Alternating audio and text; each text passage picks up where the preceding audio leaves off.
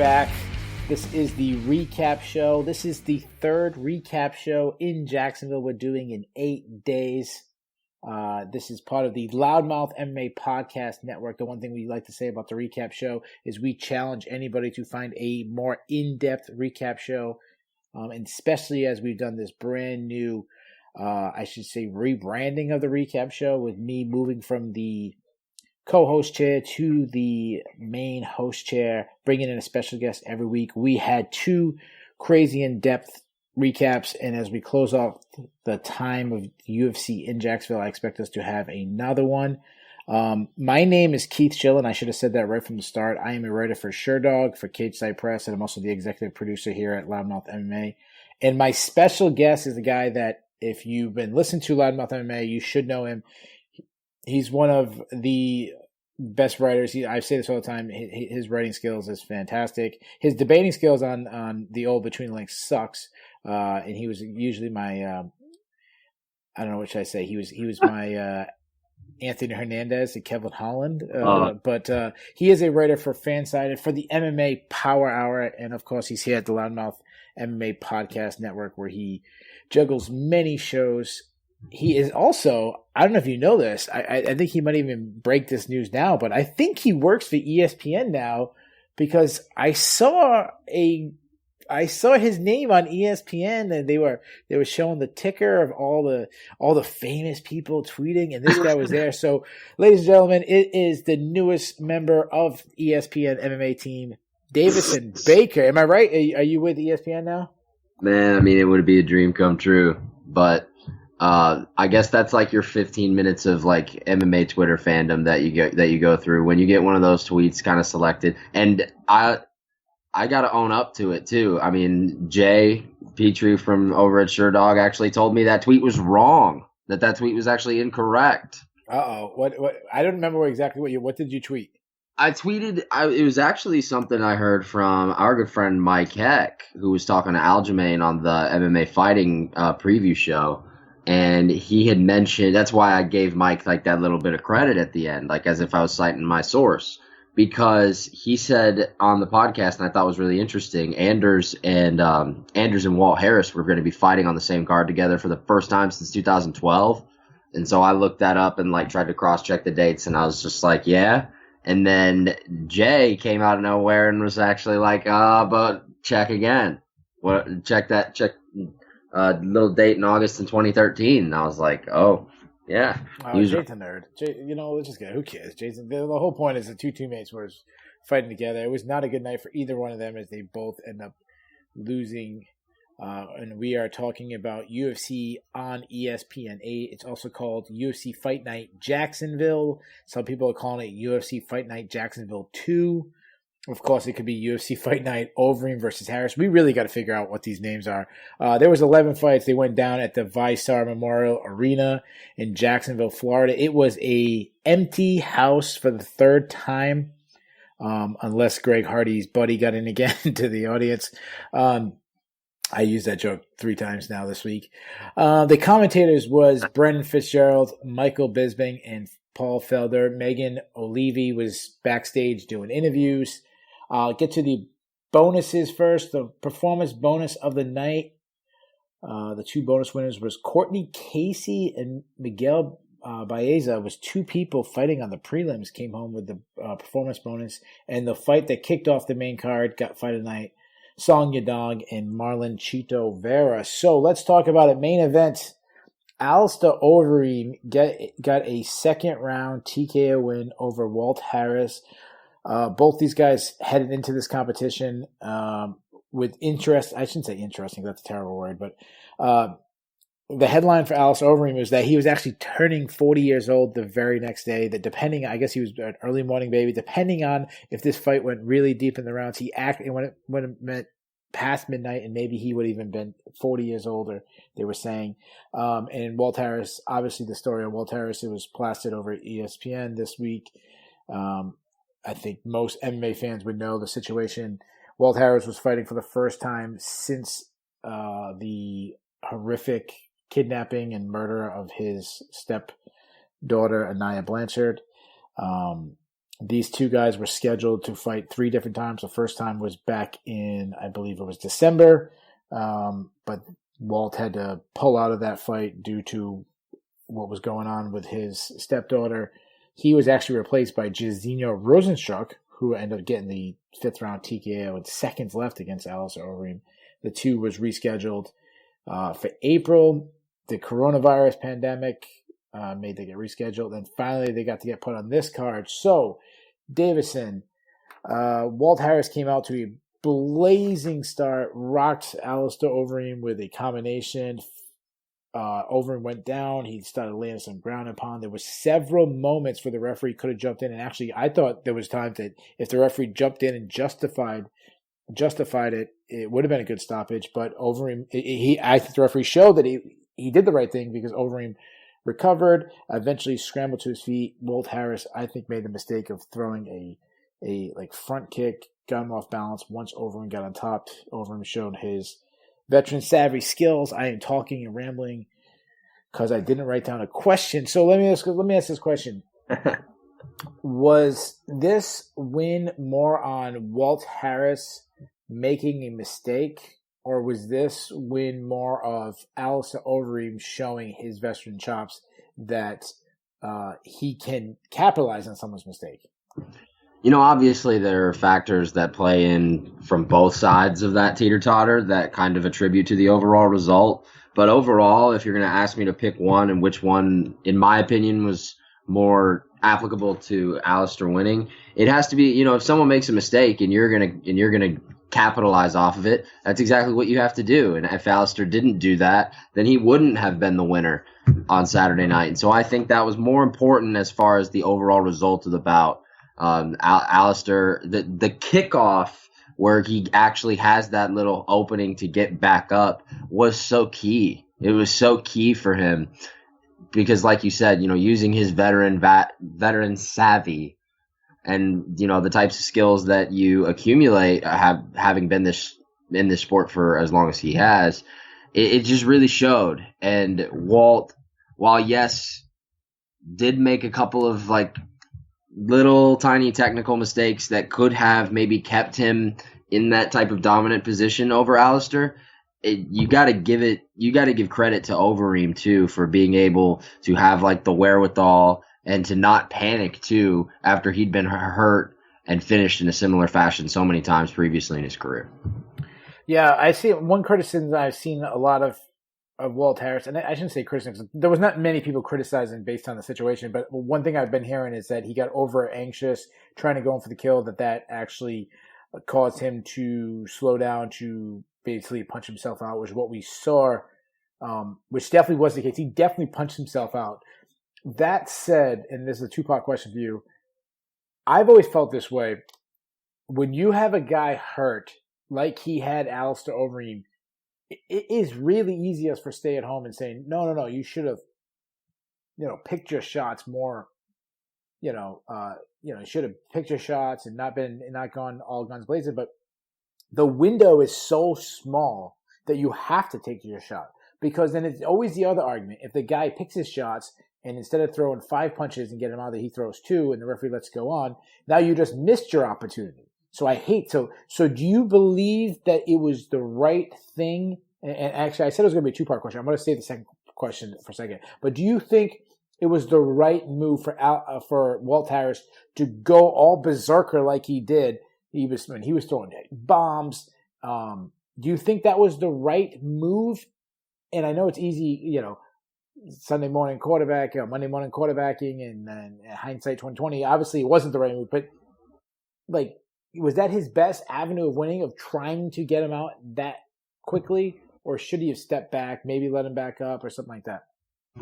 In the moment with the position he had over him, it's more than difficult to formulate an opinion other than that he was doing the right thing, and it was just a matter of there's an unnamed amount of unanswered shots that one can take before a referee is going to intervene. Obviously, there are things that are going to correspond with that would play into whether the stoppage actually comes, to fruition. And Walt Harris, as you said earlier, I mean, I thought was an unanswered strike or two maybe away. I mean, I thought he was super close to getting that stoppage he was looking for. And in that essence, and with how many times he's won his previous fights in the fashion that he has, he hasn't really won a ton of fights by ground and pound in the past, but he's hurt a lot of guys and put punishing on them on the ground shortly thereafter. And I think that was, at the moment, what he felt was the best opportunity for him to get the stoppage. And I don't know, having only watched it back once, I don't know how you could say that that wasn't his best opportunity in the moment, given how dominant of a position he had.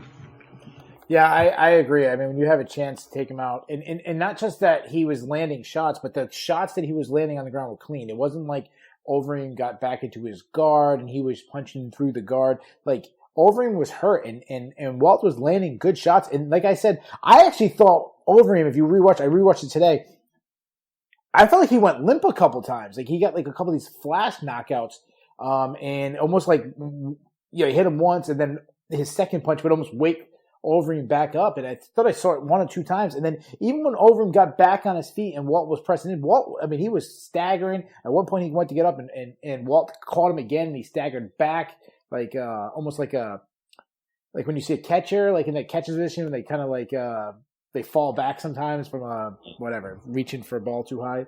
That's what I felt with Overeem. Now, let me ask you this question, and this is a really tough question, and obviously nobody really would know this but Walt Harris. But his stepdaughter, and for those who don't know, I mean, he raises. This is basically, they should just eliminate the word step, just call him his daughter. His daughter was kidnapped in October. She died in they found her body in late November, around Thanksgiving. So that is 5 months ago, less than 5 months ago. I don't know. Can't believe that much. I have 3 children. I have 2 daughters. I don't know how long a grieving process like this is. I think you grieve for the rest of your life, really. And right. Especially as horrific. I mean, if your daughter dies of cancer, that's terrible, obviously. But the questions aren't the same as someone who gets kidnapped and murdered. Do you think he was pushed back too soon, or rushed back too soon? Yeah, obviously the only guy that knows that is Walt. But to be honest with you, while it is a fair question and a question that is, obviously applicable to relevance of what we're talking about, it's kind of unfair for anybody really outside of his circle to kind of point the finger and maybe, pen that as the case. At the end of the day, though, like I said, I mean, the only person that truly knows that is Walt. And something that Dana said about him, kind of repeatedly over the past few days that, really kind of resonated with me. And even if it is cliche, it is true. And take everything into account, including what happened in his own personal tragedy and, the worldwide tragedy that is happening right now by way of global pandemic. Just the fact that he, was able to put on a blue Reebok fight kit and make the walk, fans in the arena or not, is a win in and of itself. And, he was moments away from winning that fight. I think that based on the action that took place in that fight, no, I don't think at this point that you could say that he came back too soon because, I mean, he was moments away from having the most emphatic stoppage of his career. So, yeah, like I said, the only person that would really know that is Walt, and that is cliche. But at the end of the day, it's again hard to say no to that as well. Yeah, the one thing that I really didn't like is he came in heavy. I mean, he was about 10 pounds heavier than he normally was, and it showed. Besides the fact that he slowed down when he punched himself out, was the fact that, I mean, visibly, when you've seen him weigh in, I mean, this is a guy, he was the first guy to weigh in, but he still weighed in at 264.5. That was about 10 pounds heavier than his last fight. I was looking over his different weigh-ins. At one point, he was in the 240s. With the Cyril Asker fight. I mean, that's like kind of weight I would like to see on him anyways. I thought we saw 2 parts of Walt Harris. The first part that is good and the second part that is bad. The first part is we've always talked about is how much power this guy has. I mean, he knocked out Alexei Oleinik in like 10 seconds, 11 seconds, whatever it was, his last win, his last fight. Very fast, explosive. What we saw him, he just blitzed. He waited. He threw a couple feints. He did a couple of those like hip heist feints with the back hip turning over, kind of getting Overeem to draw out his attacks. And when he saw the opening, he just came and blitzed him with the combination. The hand speed was fast. Obviously, he's powerful. Hurt Overeem. But then we also saw the negative, the bad side of the style of Walt Harris.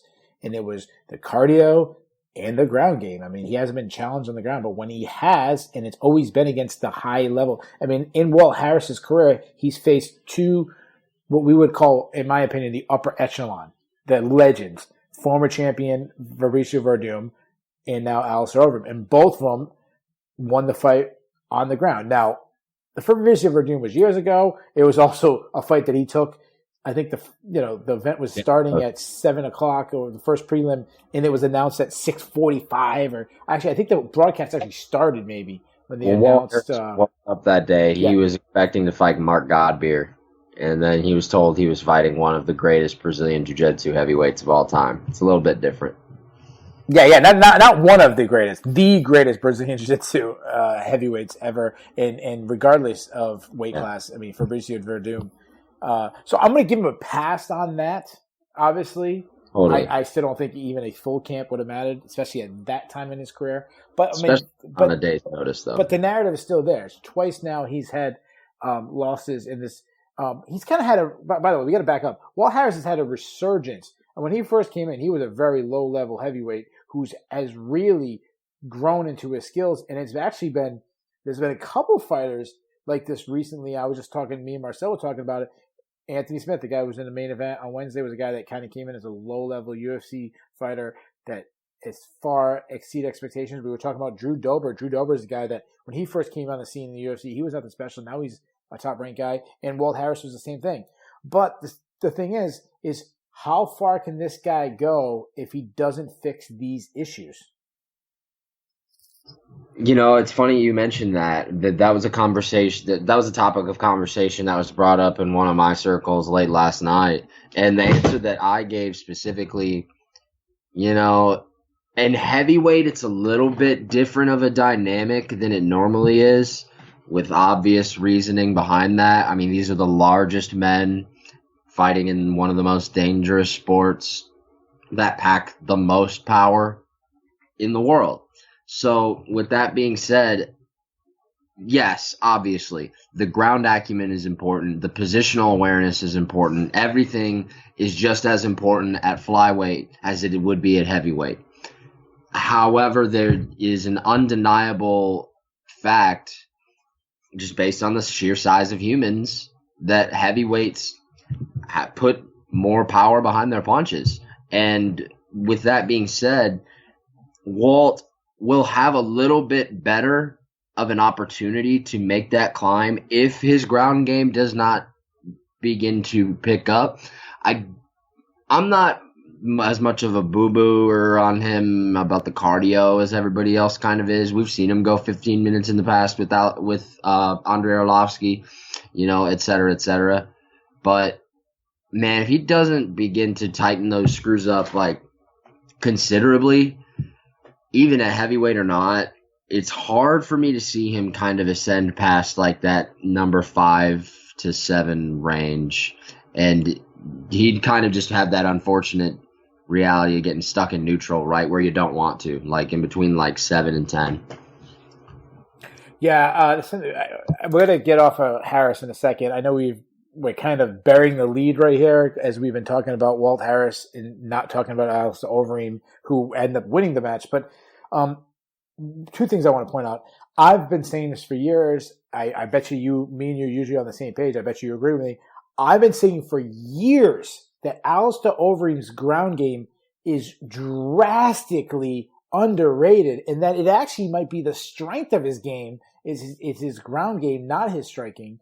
And that's actually why I believe he's been able to reinvent himself, is based on he always had that great clinch game where he threw his knees up all the way back when Alistair Overeem was a light heavyweight.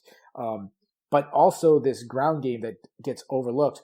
But the reason why I'm worried about Harris as in a possible title challenger one day is the fact that I just wrote down 4 names, and of the 4 names that would be issues, Alistair Overeem's on that list. Of the 4 names, and I was just talking about how drastically underrated I believe Alistair Overeem's wrestling and his grappling is. Of the 4 guys on the list, he's the least accomplished grappler of all of them. 3 names that I think are a nightmare that's currently in the division is the current champion, Stipe Miocic. Daniel Cormier, which I don't think he'll ever get to face based on he's probably going to have 1 fight left. But Daniel Cormier, obviously, Olympic caliber wrestler. And then Curtis Blades, who was a guy that he could get matched with. I think those are some nightmares, especially those top 3. Overeem, I still think Harris could get that win. But yeah, I mean, he's got some holes he's got to work out. So let's move on to Alistair Overeem. I don't really want to break down Alistair Overeem's skills because the guy's been around for 21 years. Everything that's been said about his skills is still going to be there. But let me ask you this question. So we talked about Glover Teixeira, me and Marcel. We talked about Glover Teixeira as a guy that will go down as one of the greatest fighters to never win a UFC title. And I think Alistair Overeem is not only in the same group as Glover Teixeira, I think he's higher on the list than Glover Teixeira of all-time greatest guys to ever win the title. Now, me and Marcel, I asked Marcel, I said, let's not completely count out Glover Teixeira. I don't think he'll ever hold the title, but let's not count out. And I asked him, what percentage would you give him of actually holding the title? So let me do the same thing. I bet you we're probably on the same page that neither one of us expect Alistair Overeem to win a UFC title, but it is heavyweight. He is 40. It is the one weight class where guys can go into 41, 42, 43, 44, 45 and still compete at a high level. What do you think the chances are before he retires and then unretires and comes back, because everyone will do that at least once, before he retires for good? What do you think the percentage, what would you give me? Give me a 5%, 10%? What's the chances Alistair Overeem one day hold a UFC title?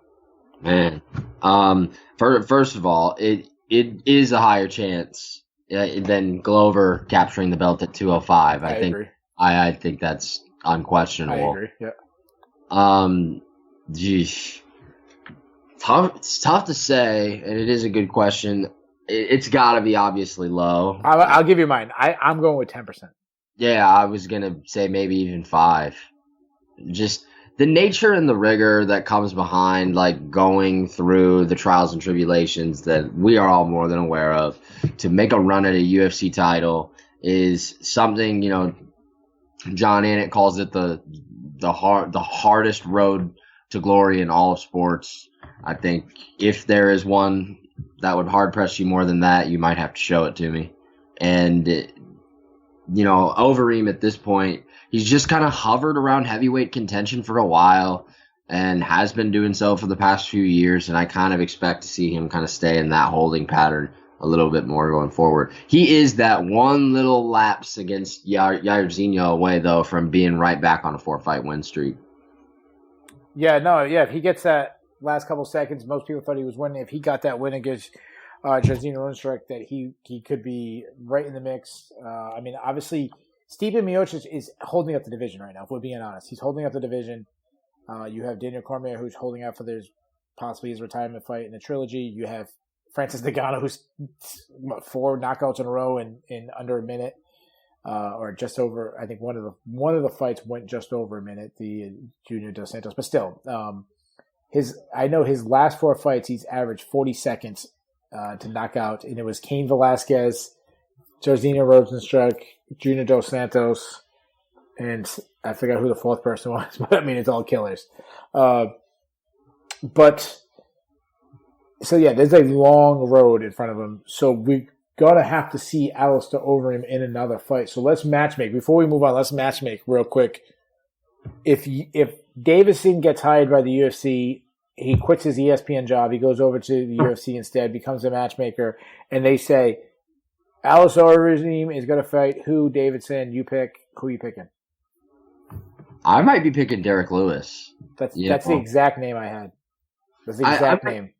You know, that fight's been floated around in the past, you know, a couple of times. You hear you hear Alistair kind of call for it a couple of times, like, give me hot balls, like he always does in like that monotone voice. But Yeah, I think that's the fight that makes a tremendous amount of sense. We've seen him against literally everyone else in the top five. I don't know. I don't know if there's a better criteria to kind of matchmake than that. Yeah, that's a tough situation with Overeem is when you're matching him up. He's faced everybody. It's hard to pick someone he hasn't faced that's fresh. The only other option I thought was Volkov.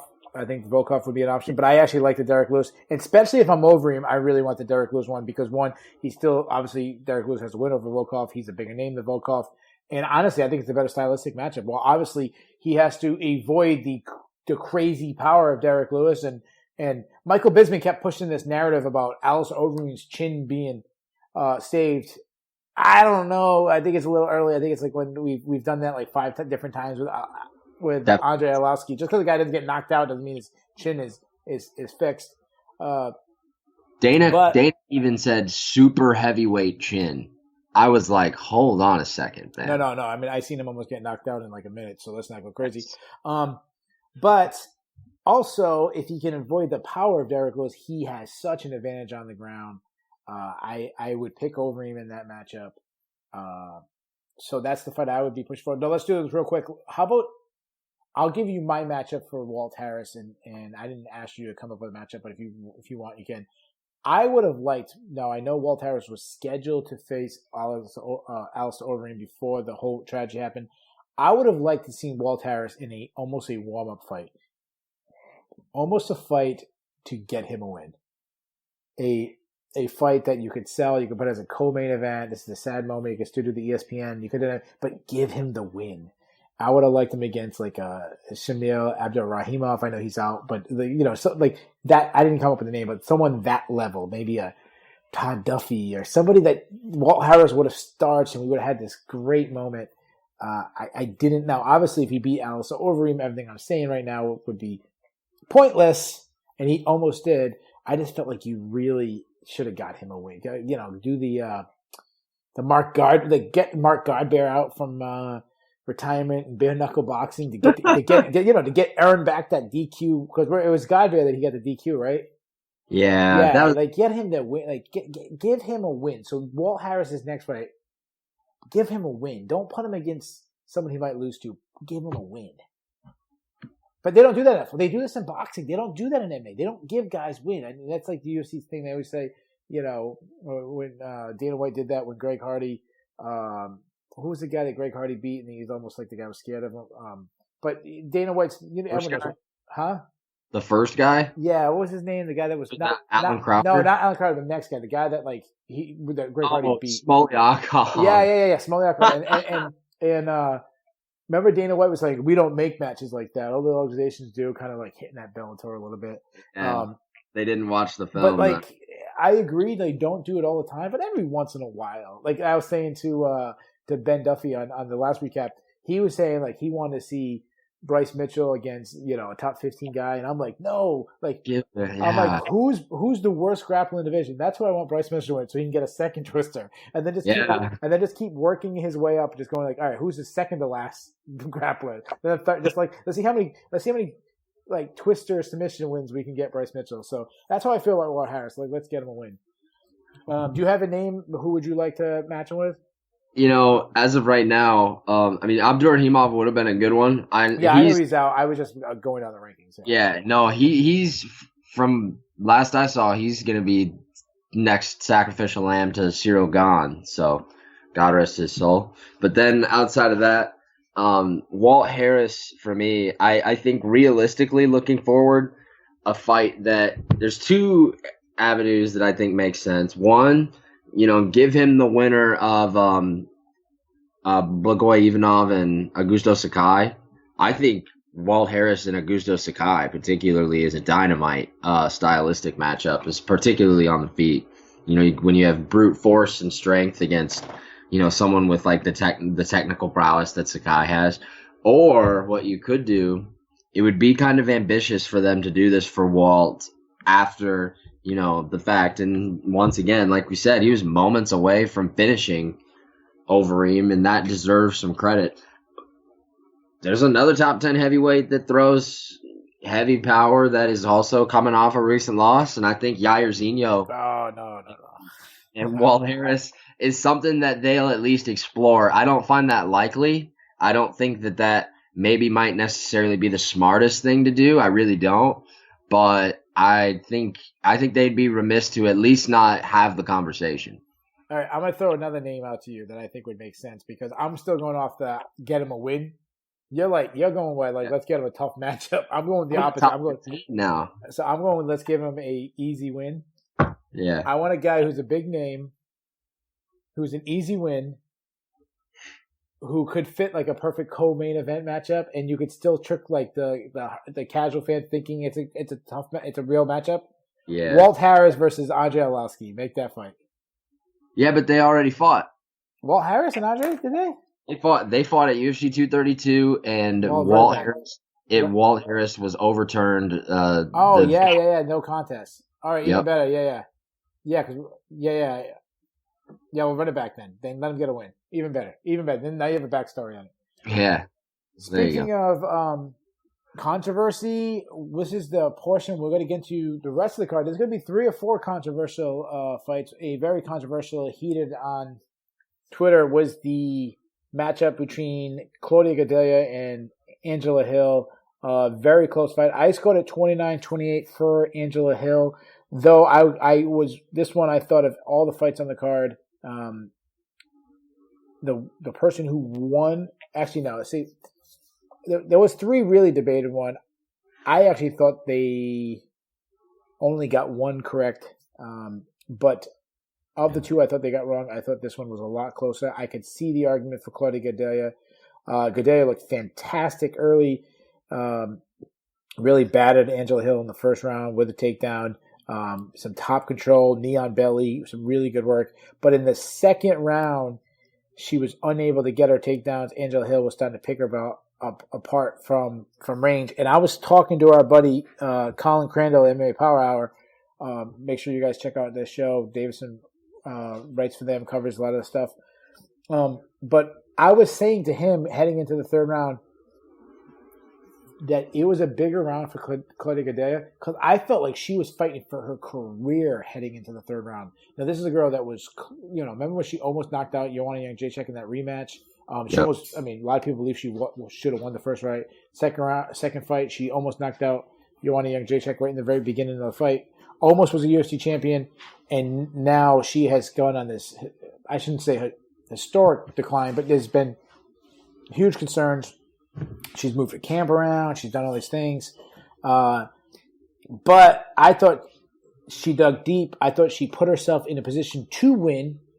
I believe that she might have won in the last 10. I don't know if you remember the last 10 seconds. She landed like a pretty good flurry. And I said, well, that's the last thing they remember in a really close round. She might get this one. So 2 questions. First of all, how did you feel about Claudia Gadelha's performance? But first question is, how did you score the fight?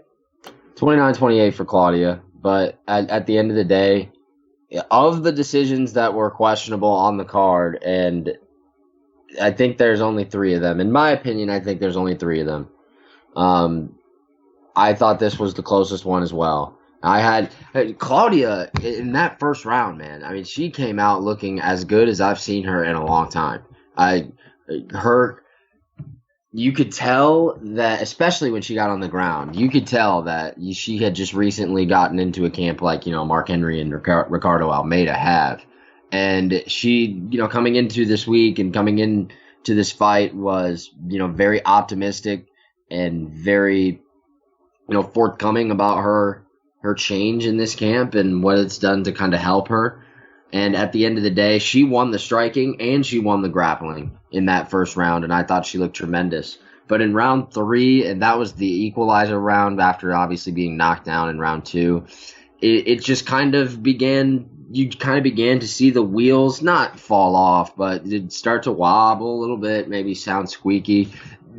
That first round, though, really looked to me like she was putting it all together. And again, really close fight, really, really fun fight. It was a really fun fight to watch. But that first round, Claudia, is going to be that type of energy she needs to channel going forward, in my opinion. That's as good as I've seen her look in a while.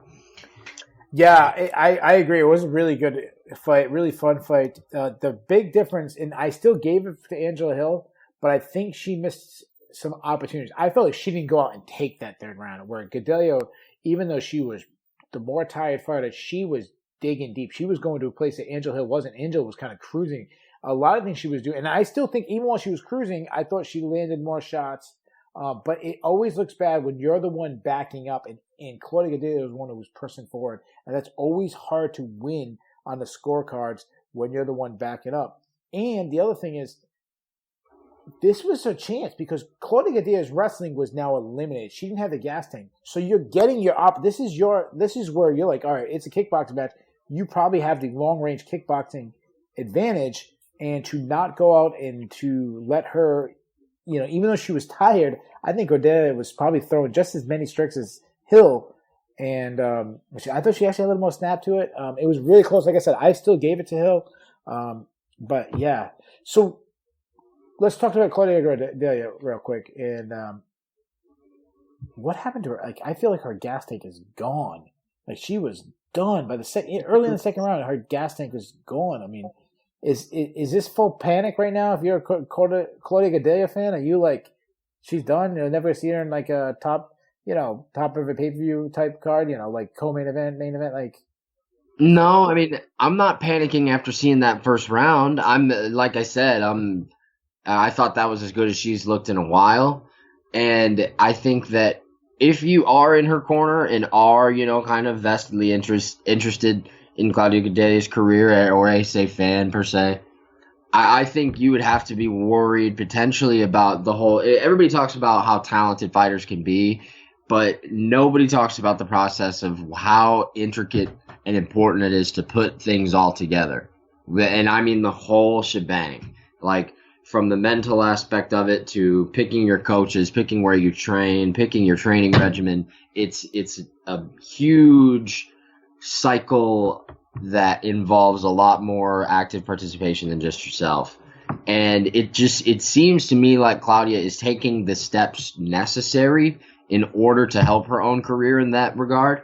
But at the end of the day, I'm not worried if I'm a Claudia fan that she couldn't get back to the top. But right now, it just seems like, one of those things where putting everything together, finishing the puzzle, connecting the dots, whatever you want to call it, is just some sort of disconnect that's being had right now.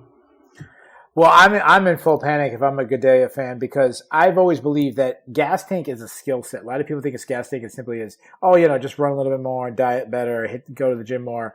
I think that your gas tank is a skill set that diminishes as you get older, as you take your damage. I believe the same way as wrestling, like people who will use some wrestlers' credentials and just say that guy hasn't been that wrestling credential in 20 years, but he still gets the All-American wrestler, NCAA. Well, that has faded. It's what I've been saying about John Jones for a long time. John Jones wrestling has faded. I feel the same way with gas tanks as I do chins.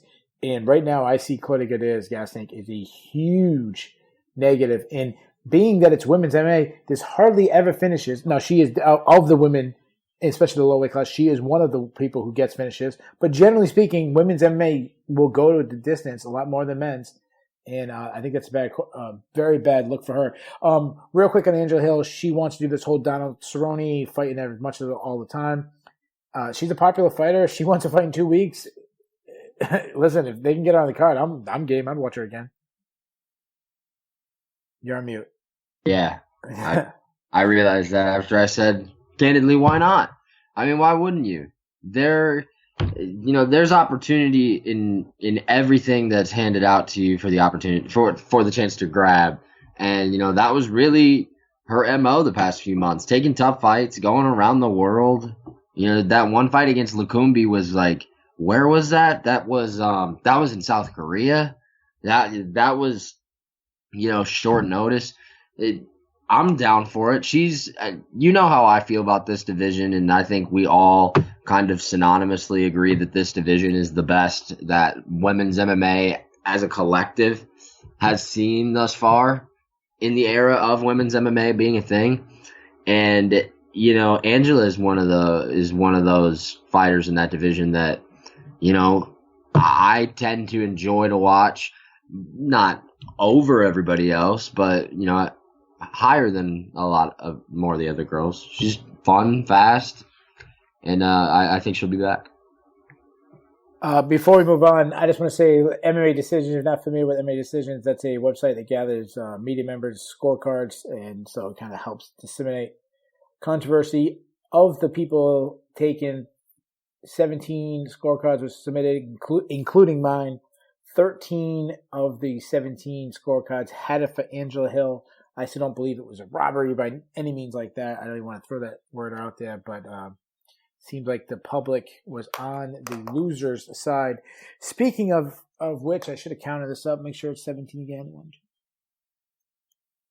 2, 9, 10, 11, 12, 13, 14, 15, 16, 17, 18. Okay, this one actually has 18 scorecards. Of 18 scorecards, 16 scorecards, including myself, gave the fight 29-28 for Edson Barboza, and only 2 scorecards gave it to Dan Ige, who Dan Ige got a split decision win over Edson Barboza in Barboza's 145 debut. Of those 2 scorecards, our very own Drake Riggs was in the minority with a 29-28 for Dan Ige. First of all, I want to say, of the 3 controversial fights, this is the one that I'm probably most passionate about, that they thought they got it wrong. I thought Edson won. But I want to say I do not believe it was a robbery. But of the 3, I think it was the most convincing. I thought Barboza landed the better shots. However, I think, basically, he hurt Dan Ige in the first and second round. I thought the first and second round were pretty much in the bank for him. The second round, the first one, no doubt. I mean, he almost put him out in the first round. Second round, he dropped him. I think it was a body kick in the second round. But it wasn't as decisive. I think there was a little bit more back and forth that round. And then Ige probably took the third round, got a takedown late. First of all, 2 questions. Okay. The first question, I'll just ask you, how did you score the fight? 29-28 for Edson, and also that's the most Drake Riggs thing of all time, by the way, just so we can get that. Yeah, me and Nolan used to always tease him on Twitter that if you ever send in a scorecard and it's the same as Drake Riggs, you know your scorecard's wrong. I think Drake scored the Jairzinho Rozenstruik. He gave him a decision over over Francis Ngannou. Somehow I think Drake was saying that was an early stoppage. No, but I had it 2-1 Edson as well. Yeah, so I thought Edson looked pretty good at 145. I think it's more exciting for him to be at 145 because this is a guy, same thing we just talking about Alice Overeem. He's been in the division so long, he's faced so many guys. There's new, fresh matchups by having them in a different weight class. So I do like that. And honestly, let's be honest, both weight classes are stacked. So it's not like he has an easier road either way. They're both loaded. Anywhere from 135 to 170 is absolutely loaded. So it's not easier for anybody.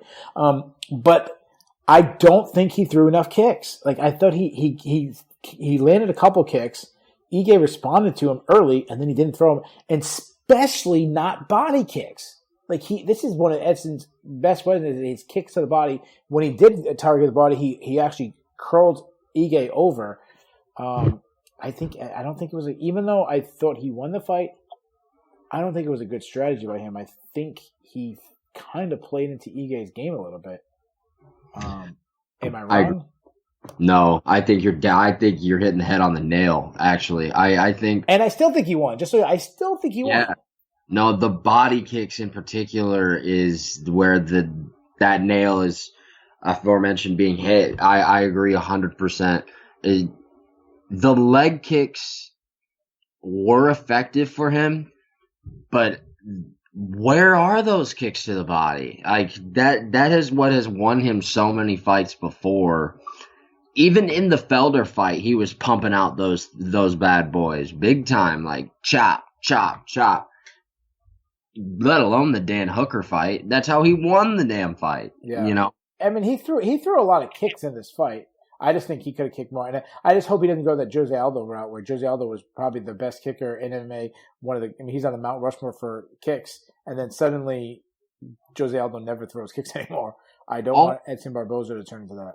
No, totally. And he was having success with his hands. So it sounds like when you're having success with your hands, you're going to want to open up. He hurt him in the first round with his hands, so that might have been what happened. His strategy might have been to come out kicking, but he was having so much success with his hands, you start looking for that. And that beautiful pairing behind it with the elbow and the overhand right that kind of came over top right after it. I agree with you with just about everything you said about this fight in particular. I think he looked good at 145. I was worried about that cut he was going to have to make to 145. Um, I thought he won the fight, but again, Dan Ige very quietly, six fight win streak, second longest in the division. 3-way tie with Alexander the Great being one of the guys he's tied with, Arnold Allen being the only one with a longer active win streak. Yeah. So let's move on to the next fight. The next fight absolutely sucked. Krzysztof Jotko beat Eric Anders. He beat him by unanimous decision. Or Krzysztof Jotkoing. That was the most Jotko of all time. Oh, you know what? Anders has really turned into that scene. Like this is your middleweight fight, if you know what I mean by that. Yeah. Like this is just like middleweight has always been that kind of boring division. Obviously not count Anderson Silva and Vitor Belfort, but generally speaking, the middleweight usually doesn't have the power light heavyweight, doesn't have the athleticism of 170. It's kind of like that division when you throw everybody else in. Or the speed. Yeah. Jotko was throwing straight punches. Anders was throwing looping punches. He would feint to get to a takedown that he could not get. Eric Anders, I'll say I scored it for Jotko, but the fight sucked. Eric Anders came into the UFC. He was 7-0. He was the LFA champion. He beat Brendan Allen, who's in the UFC right now, doing well. Brendan Allen was a guy that a lot of people were very high on. He started off his UFC career a first-round knockout of veteran Rafael Natal, followed that up with a decision over Marcus Perez, a guy that was also an LFA champion. Goes against Lyoto Machida, loses a split decision that most people thought he won. He definitely. Then he head kicks Tim Williams, and he looks like, not only does he look like a good addition to UFC, he looks like a possible contender. He moved up to light heavyweight, took on Thiago Santos. And tough fight against Vinicius Mejia. Yeah. He took on Thiago Santos, and I think Thiago Santos ruined this guy. I don't know if you remember the damage that Thiago Santos put on this guy. Dude. And then followed that up with 2 fights later. He ended up losing a split decision to Elias Theodorou in a kind of boring fight. There was moments in that fight, and then he also took another beating by Khalil Roundtree, and probably Khalil Roundtree's best performance of his career. I feel like Eric Anders of today wouldn't beat Eric Anders of 2017 when he entered the UFC. Like, I would take 2017 Eric Anders over the one right now.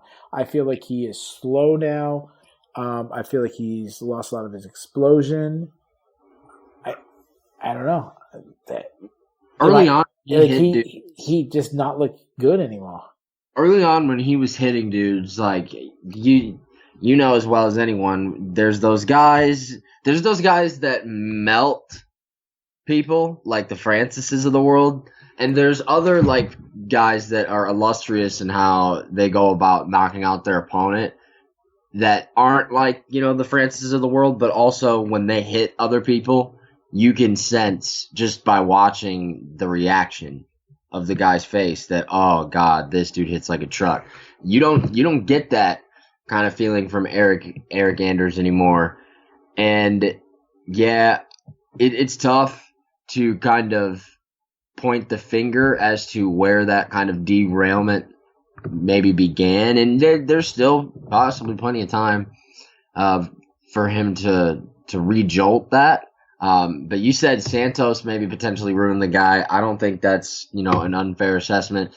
But, I mean, Khalil Roundtree certainly had a play in that as well, like you said. Yeah, I think between the damage, I also think this is a guy he's 33 years old. He had a long football career at NCAA. I think he played like Arena or Canadian Football League or something like that. I know he had a couple of NFL tryouts. I mean, he he played at the University of Alabama, won a national championship. I mean, this you go to Alabama, you're as good of a player as there is. I mean, that's not an elite NCAA program. That is the elite NCAA program. Consider the standard, yes. Yeah, it is the best team in the nation, or at least always in the top 2 or 3 in the nation. But he's at 33, and let's be honest, if you're a guy who relies on speed and explosion and power, that fades. And if you've never picked up the technique, you're in trouble, and you have to be able to make adjustments. And I don't think he has that. I think between the damage he's taken, the damage he's probably taken in football, I think it's really caught up to him. And I look at a very low level UFC talent, or maybe not even a UFC talent anymore. And that's tough because he was actually on a 2-fight winning streak heading into this fight. Hard to imagine. It really is. But I might be living in the moment. But I'm not that excited to see Eric Andrews anymore.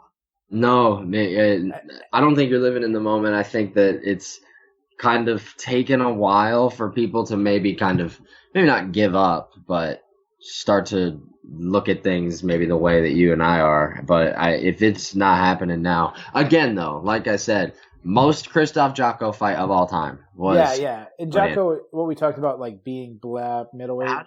Jotko is like the dude. Yeah, he's the poster boy. Jocko's the poster boy for blab middleweights.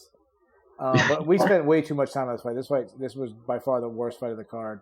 But the fight right before that is probably the best fight on the card, and there was some banger fights. It was the fight that got fight of the night. Do you agree that it should have got fight of the night?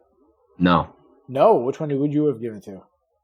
Elkins and the UFC's new savior of violence. Yeah, the amount of blood that was on Elkins' face definitely. That's a good. I don't know, man. Dog and Bear is right up there, though. I like Brown and Baez. They both rocked each other. I mean, it was. I bet it was tough to get to pick a right one. There was so many good fights. But Marlon Vera and Song Yadong won. Was it a unanimous or was it a split? I don't remember. It was unanimous, 29. Unanimous decision for Song Yadong. First of all, how did you score the fight? I scored it 29-28 for Song Yadong. I gave him the first 2 rounds. Gave Vera the last round. I had it 29-28 for Vera. I feel like that was kind of the consensus. I want to pick your brain on the comeback too, but I assume. So round two was the swinger here. Like we get all the time when we see in fights, if one round goes to one guy, if another round goes to another guy, and there's one that's particularly close, that's when that R word, robbery, kind of tend to be thrown out there more often than it should be, even when it's not actually a robbery. But all of that being said, 29-28, Marlon was my scorecard. I thought he was really effective. Controlling the octagon, particularly in the second fight, as well as kind of mixing in his takedowns with his striking. I thought Song Yadong didn't necessarily not fight well. I thought he went in there and fought pretty well. I thought both of those guys went in there and kind of swung leather. But at the end of the day, I think Marlon Vera did a little bit better of a job. Like I said, while both did a good job, exerting and imposing what his game plan was all together, like in all aspects of the fight. I thought he did that just a little bit better than Song Yadong did. Well, yeah, it definitely comes down to the second round. I thought Yadong, all 3 rounds were competitive, but all 3 rounds were close. Vera got some takedown in the third round. I think of the 3 rounds, third round was probably the biggest, most decisive round, and that was for Vera because of the takedowns. The first round, I really thought Yadong was landing the harder shots and he was having the more output. But it comes down to the second round. To me, Vera did not throw enough. He threw, which is crazy when you look at the numbers of how many punches they threw. But he doesn't hit as hard as Song Yadong. I don't think he threw his kind of similar to what I was saying about Barbosa. I don't think he threw his kicks enough, and especially that was his best avenue. But when I was watching the fight, and it was a really, really good fight, the moment I went, ooh, was always when Yadong was throwing, not when Marlon Vera was throwing. And that's why I leaned towards Song Yadong. Both these guys are good. They're exciting. They're always going to be in fun fights. But the one thing that really jumps out to me is Song Yadong is 22 years old. I know. Which is crazy. Okay. He had that draw in his last fight against Cody Stamen, who's a really good fight, good fighter. Alejandro Perez, a guy that he knocked out in the first round, a guy that had a good run in the UFC, and now gets a decision over Marlon Vera. As far as robberies, like if someone's calling it robbery, that's like there was 17 scorecards submitted to MMA decision. It was 8-9, 8 for Song Yadong, 9 for Marlon Vera. But so obviously the majority, one person more for Marlon Vera, but it really clearly is Marlon Vera's victory because Drake Riggs went 29-28 for Young Dong. So, obviously all of us who went with Song Yadong is wrong because Drake also went with Yadong, as we like to say. But so let's do this. We both said that 22 years old, he's excited. Featherweight might be the best. I mean, I say that anywhere between 135 and 170 is so loaded. So what would you like to see Yadong? I mean, he's coming off the win. Who would you like to see him put against next? Man, I mean, you hear me say it all the time, and I've had this stance for quite some time. Bantamweight is as exciting as any other division in the sport. For Yadong, pick your poison. Yeah, I was saying featherweight because the fight was at featherweight, but they're actually both bantamweights. Yes, correct. Yeah. Yes, carry on. Yeah, no, I think that there are a lot of routes you could go. I gotta say, if you want to watch, kind of like that technical versus power type of thing, man, put him in there with Rob Font.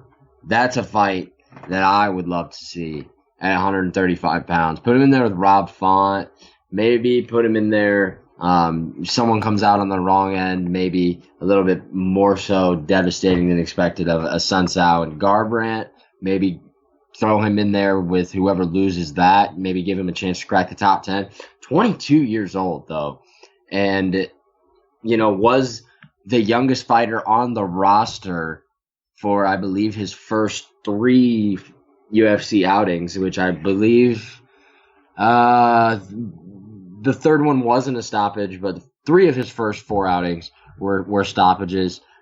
I think we're getting near the end of that, kind of process with some of these prospects where, you kind of lean out and hand them a bone and see if they'll go after it, see if he'll succeed against who they're given. The Stamen fight, not going to lie, left a bad taste in my mouth.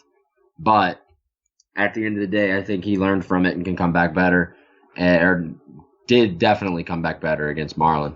Yeah, so one thing that won't happen is he's not going to fight Cody Garbrandt because Cody Garbrandt, team alpha male guy. They're both team alpha male. I know Garbrandt has been cross-training different places, but I still think he's still part of that team. If I'm going to match make, it depends on what we want. If we want to go top 15 guy, I think he's not ready for a Rob Font. The shots that Marlon Vera landed on him, if Rob Font lands those shots, he's probably getting put out. But if I'm going to the top 15 guy, I'd probably go a little lower on the list. So I was thinking Jimmy Rivera. He's on a 2-fight losing streak. I think that'd be a fun fight.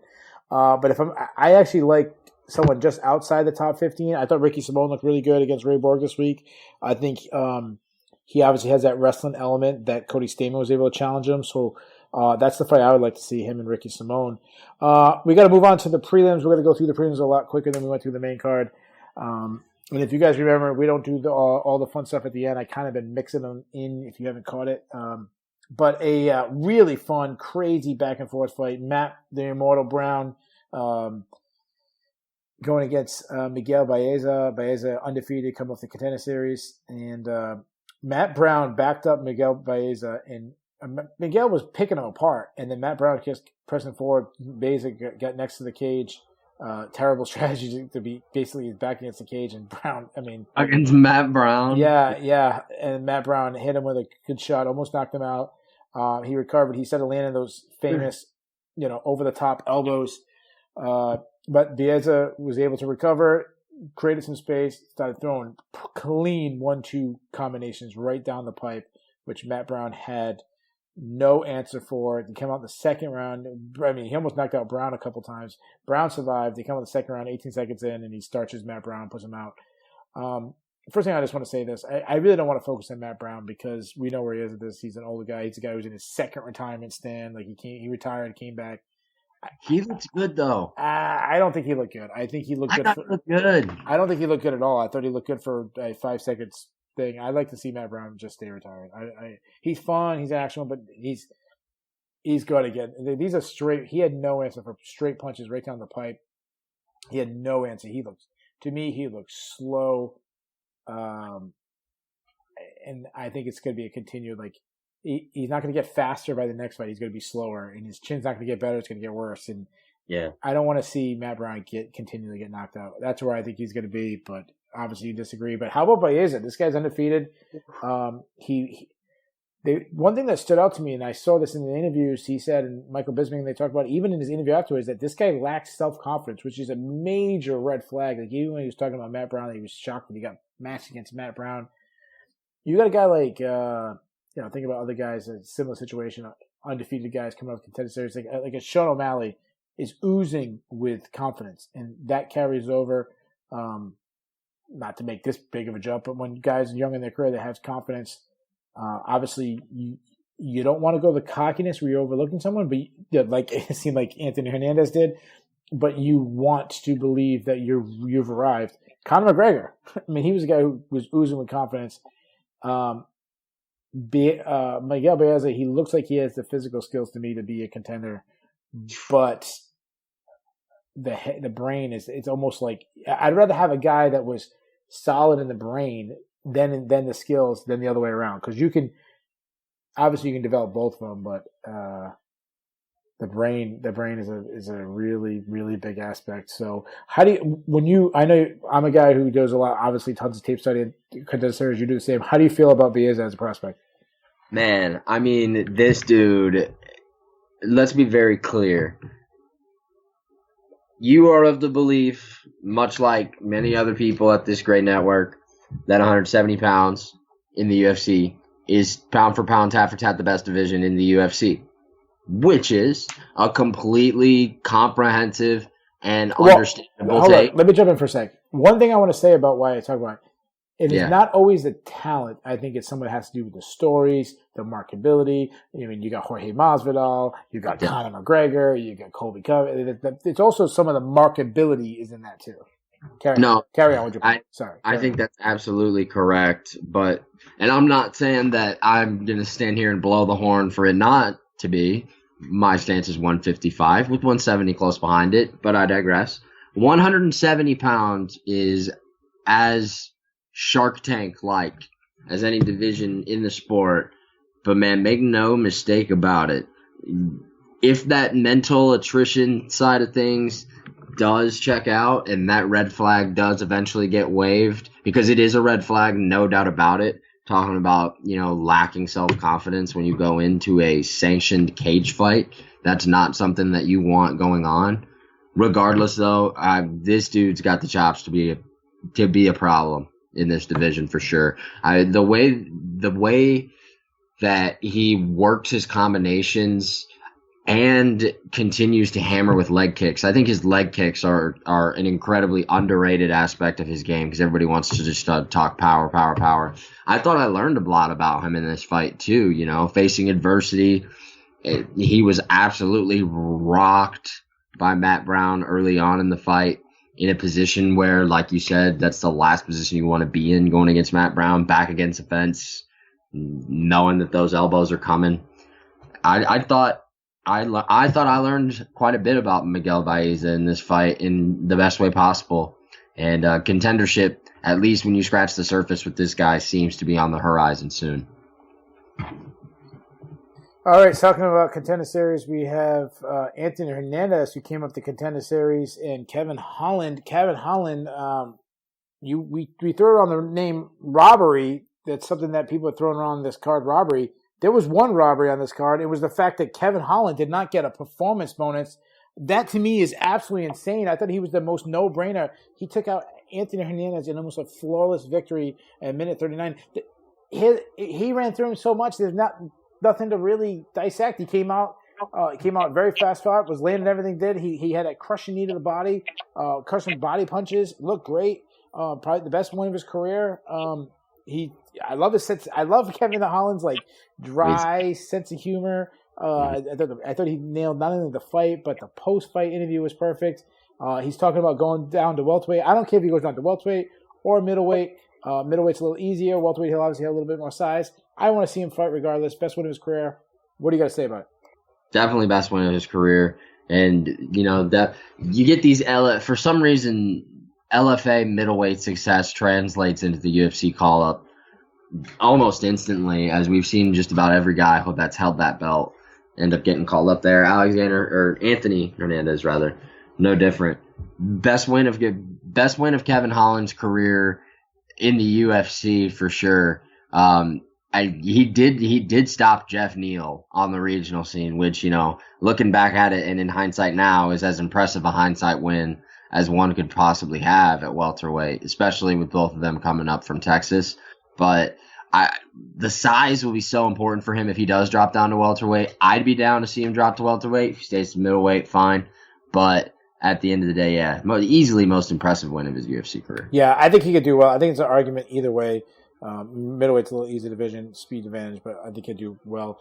Speaking of guys changing weight classes, how about Erwin Rivera moving up from bantamweight to featherweight on 1 day, a little over 1 day's notice? He got the call late Thursday night, had to weigh in. He was so late that he couldn't weigh in. He couldn't do the COVID-19 testing, so he couldn't be with the rest of the fighters. He had his own weigh-in time. He wasn't able to be there for wow. He wasn't able to be there for the actual weigh-ins. He had to. I didn't know he had his own weigh-in time. Yeah, because he couldn't, because he had to do a self-isolation before the results came back, and yeah, so he weighed in afterwards, moving up. So let me ask you, he came out. I'll give him credit. He wasn't scared. He came out flying. He was trying Superman punches and flying knees and everything. He did well for about a minute and a half, maybe even 2 minutes. And then Giga just really started catching his time in. Giga is a ridiculously good striker. What I used to do this show with John, and especially on All Angles, I always talk about vision. When the best strikers to me always have the best vision. It's what everyone talks about, everything that Israel Adesanya does when it's striking. Israel Adesanya's best weapon is his vision. He sees things coming and moving. Conor McGregor's best striking is not his left hand, it's his vision. Anderson Silva's best game was his vision. And Giga Chikasi's best game is his vision. He's a fun guy to do stand-up, to break down. I want this guy and he showed some takedown defense in this. I want this guy to become a good ground fighter because I want him to be a high-level fighter because he'll be fun to break down in an all-angles type show one day. There's not much. He actually gave this guy a beatdown. So my question to you is, what was the worst beatdown? What Giga Chikasi did to Erwin Rivera in the cage, or was it what Giga Chikasi did on the mic to Mike Davis afterwards? What was the worst beatdown? What he did to Rivera in the cage. I mean, what did he say about Mike Davis that wasn't true? That's what I'm saying. It was a beatdown. I mean, he had the mic. He's supposed to be a guy from Georgia. He's supposed to be all nice, and then he flipped. He's a nice guy to asking for a UFC Georgia, and his best chance at UFC Georgia is them holding a card in Atlanta or something like that, and say, "Hey, close enough." When I say Georgia, this guy is from the country of Georgia. Yeah, so I mean, I know this is an absolute mismatch. There's not much to break down. Interestingly enough, what that fight reminded me of, I'm not remembering off the top of my head what card it was. Do you remember Ricardo Ramos versus Journey Newsom? I don't know how it Yeah. Newsom did well. And I saw shades of that fight in this fight very often. All throughout the entire time. And now Newsom, obviously coming off the biggest win of his career, one that I was lucky enough to see up close in person. And, I'd like to see the guy on a full camp, and I think that's why he could be considered a winner here. Giga was going to win the fight. Do we want to see more from him going forward? Potentially, but Yeah, I like him. I I actually don't want him to fight Mike Davis because I'm high on both those guys. I didn't want them to get matched up because I'm a Giga fan. I'm high on this guy. I love his vision. I love this guy's vision. All right, He's improved a lot since the Contender Series loss, I think. yeah. Talking about vision, and this is why I'm the best in the business. Darren Elkins had no vision in this fight against Nate Landwehr as he was cut open, blood pouring all over the place, couldn't see. This was one of the most bloody fights in recent history, maybe ever. I mean, this was a bloodbath. The entire night, the rest of the cage was spattered with blood everywhere. It looked like a murder scene. Nate Landwehr wins a close decision. I scored it 29-28. Some people did score it for Darren Elkins. I didn't. I gave it 29-28 for Landwehr. To me, Darren Elkins came out looking great first. He was pressing the action, doing classic Darren Elkins game plan where you never give Darren Elkins credit for striking until he's starting to punch, until he's starting to hit 5-punch combinations on your face. You're so concerned about his wrestling. He did get some takedowns, but Landwehr, it felt like a Claudia Gadelha thing where Elkins greatly slowed down in the second round. He wasn't able to get his takedowns. Landwehr had a big second round. Then he started really taunting and really getting into it in the third round. And I felt like his taunting was actually giving Elkins opportunities to land strikes. And when this guy, I felt like he was a guy who was running a race, and he was definitely faster than the guy, but he kept looking back and taunting the guy and letting the guy catch up a little bit to him. And it was only close because of that. Landwehr has a very fun personality. He kind of reminds me of a smaller Nico Price, and not in style, but like this crazy, like fun action fighter. I'm not high on him as a prospect. Like I don't see anything special, especially not at featherweight. But first of all, how did you score the fight? Is there anything to take away from this fight at all? I think we're going to be seeing that dude's name in UFC rafters for some time, whether it is, with his mouth or, with the way he fights. I've had my eye on Landwehr for a long time now. M1, the promotion he came over to the UFC from, he was their featherweight champion. M1, for my money, ACB is right up there too, but M1, in my opinion, is the premier MMA organization in Russia. And to go over to Russia and take the belt when they've got guys over there, especially in M1, that are killers at 145 and 135. I just want more of this guy. I want more interviews. I want more camera time. I want more publicity. I have a feeling that dude's going to fight in the featherweight division of the Ultimate Fighting Championship for a long time. Yeah. Regardless of how much success he has, I think he'll be involved in that division for a while. Yeah, I think he'll be a fan favorite. I like I said about Nico Price, I think he'll be in a lot of fun action fights. I don't see him as a contender, but speaking of contenders, we're going to go to the fight right before that. A contender that Davidson's all over is Mara Romero Barella. She has lost again. This time she got submitted by armbar in a looked like really bad. She screamed out in pain by Courtney Casey. I just want to buzz through this. Courtney Casey moved up to flyweight for the first time in a very long time. I think maybe the first time in her UFC career. I think she might have fought at flyweight early in her career. I like Courtney Casey moving up just from the fact that they have more people to match her with. She's fought pretty much everybody in the division at strawweight, so that's good. A little easier for the matchmaking, and it was nice to see her get a win. She's been out for over a year. But the thing about Courtney Casey that's always been an issue is her takedown defense. She was taken down by Barella. It is a huge, huge problem. She's going to get out wrestled. It's the way to beat Courtney Casey.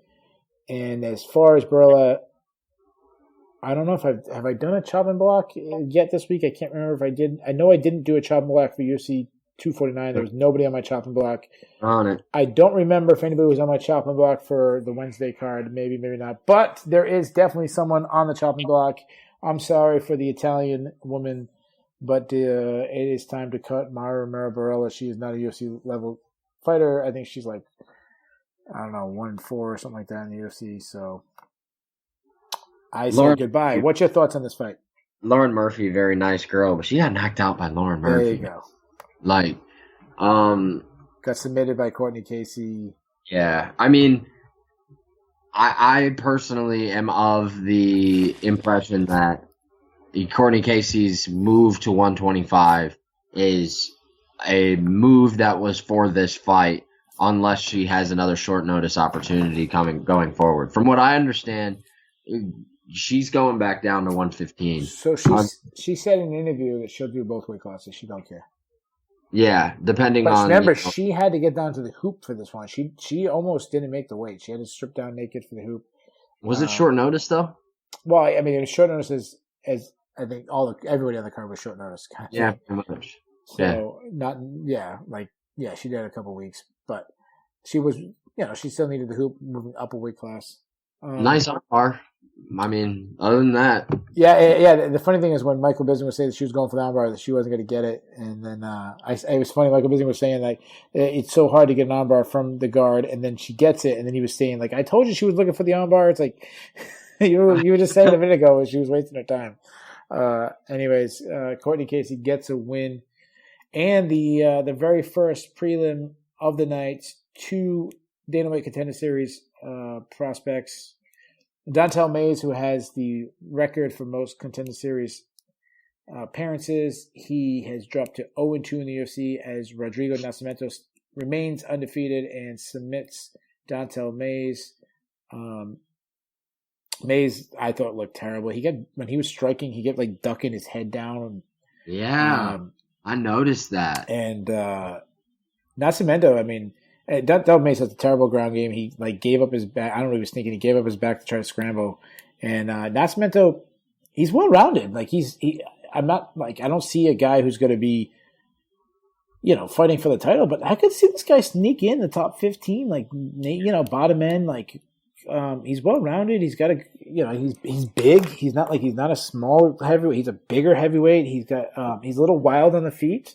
But he was probably winning the striking exchanges against Dontel Mays. And then the ground game was just a complete mismatch. What do you got to take for this?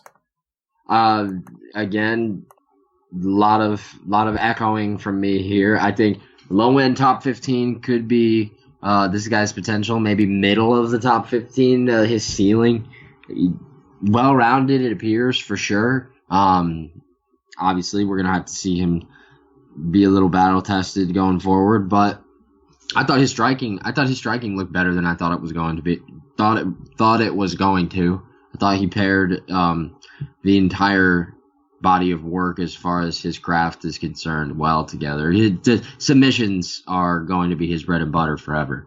But yeah, low end top 15, maybe like 8 to 10. Range. Yeah. All right, guys, there you have it. We have covered all the fights, which gets us to the most popular segment of this show, the brand new segment. We call it the Bulls and the Bears. If you don't know that reference, the Bulls and the Bears is a stock market reference. When things are going good, they call it a bull market. When things are going bad, they're calling it a bear market. I don't remember if Davidson, if I messaged you to tell you to come up with your top 3. You probably didn't, but you're a professional. You can do it on the fly anyways. So, Davidson, do you want to do Bulls who had the best, whose stock is rising, or do you want to do Bears whose stock is lower? Which one would you like to do first? I feel like it's fitting to go good first. Going good first. All right. So I will go first, give you some time to think of something. So these are my top 3 going from number 3, number 2, number 1. So number 1 being the best one. My number 3 Bull of the night goes to Kevin Holland. I mean, I thought he should have got a performance bonus. Fantastic. I thought he won everything between the fight, the mic, everything. So Kevin Holland was my number 3 Bull. My number 2 Bull is the guy that Davidson was going crazy about, Miguel Baeza. Besides getting a win, staying undefeated, but just adding a name like Matt Brown, even though this is not prime Matt Brown, but to get that name on your resume. There's probably guys with lesser names that would have been at this point better wins, but to get that name on your resume before he retires is good. And my number 1 Bull of the week, I don't know if I've ever given a guy a bull. Well, I know I haven't because it's only been the third time we've done the bull. We just started this week. But we've done the trending up, trending down, stock up, whatever. But I don't know if I've ever done it to a guy in a loss, but My number one bull of the week is still Walt Harris. Listen, I said it. I have 3 children. I have 2 daughters. To be able to fight, I can't even I can't even imagine it. I won't even when people talk about death of children. I don't even let my brain even imagine it being my kids because I'll start crying. I would gladly die for my children, all 3 of them, and for him to be strong enough to fight.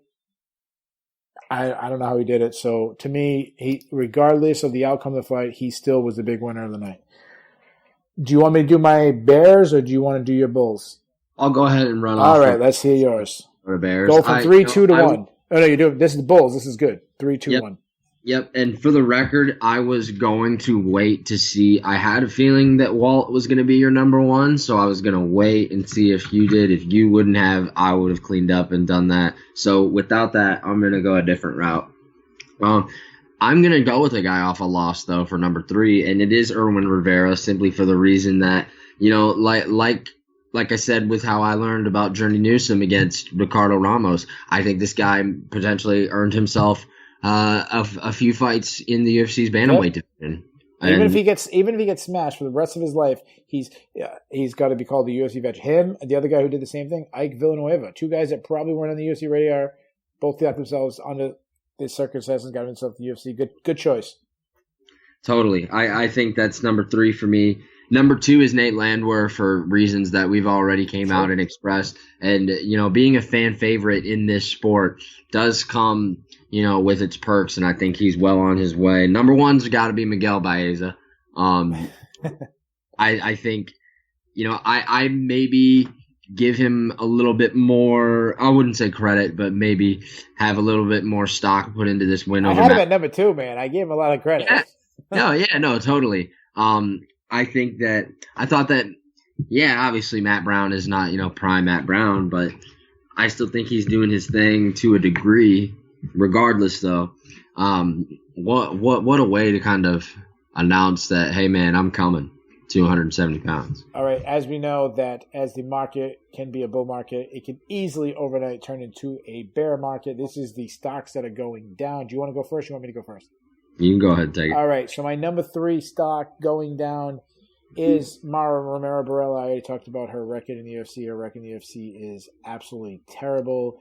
She's the only person that I call to be on the cut list, and I usually give 2 things a little bit more lenience. Actually, really 3 things. It's heavyweights, flyweights, and women's division because both those are not as deep. They always need bodies, so it's more rare for me to say to cut someone. But she's lost 4 of her last 5 fights. Her 1 win was a split decision over Talia Santos. I mean, like she said, she was knocked out by Lauren Murphy, was submitted by Courtney Casey.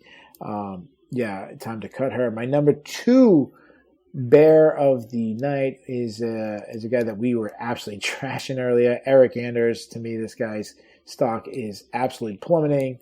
But my number 1, and I might cause some stir, my number 1 bear of the night, the one who's been declining, UFC Hall of Fame stock is crashing. They announced that Kevin Randleman is in the UFC Hall of Fame under the Pioneer ring.